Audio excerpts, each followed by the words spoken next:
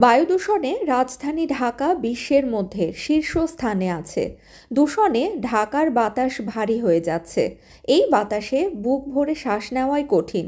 তবুও বুক ভরে শ্বাস নিতে চায় ঢাকার বাসিন্দারা। গবেষণা বলছে, দূষিত বায়ুতে থাকায় বছরে বাংলাদেশের মানুষের গড় আয়ু 6 বছর 8 মাস কমে যাচ্ছে। এজন্য বায়ু দূষণ রোধে সরকারের দিক থেকে দৃশ্যমান ও কার্যকর পদক্ষেপ দেখতে চায় মানুষ।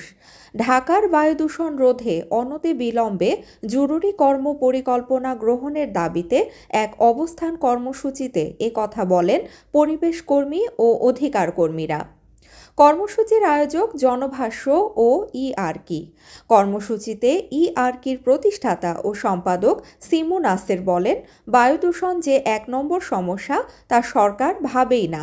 বায়ু দূষণ কমাতে সরকারের কোনো পরিকল্পনা বা পদক্ষেপ দেখা যায় না, কারণ তারা তো শীতাতপ নিয়ন্ত্রিত কক্ষে এসি থাকে। শীতকালে দূষণের কারণে ঢাকার বাতাস ভারী হয়ে লোকজন নানান ব্যাধিতে আক্রান্ত হচ্ছে।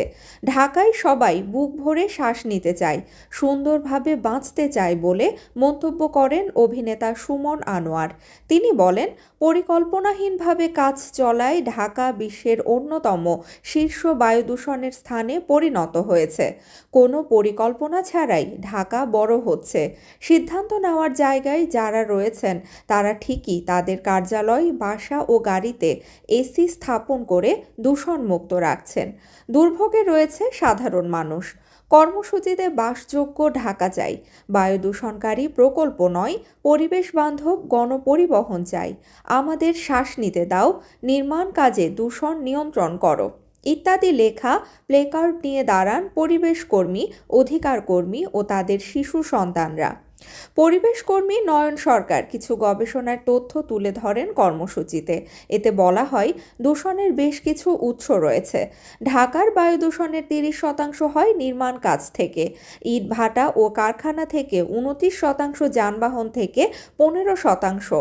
এছাড়া আন্তর্দেশীয় বায়ু প্রায় 10%, রান্নার চুলা 9% ও বর্জ্য পোড়ানো থেকে 8% বায়ু দূষণ হচ্ছে। শিকাগো বিশ্ববিদ্যালয়ের একটি গবেষণায় বলা হয়েছে, দূষিত বায়ুতে থাকায় বছরে বাংলাদেশের মানুষের গড় আয়ু 6 বছর 8 মাস কমে যাচ্ছে। বিশ্বব্যাংক বলছে, বাংলাদেশে বায়ু দূষণের প্রভাবে 2019 সালে অন্তর 78,145 জনের মৃত্যু হয়েছে।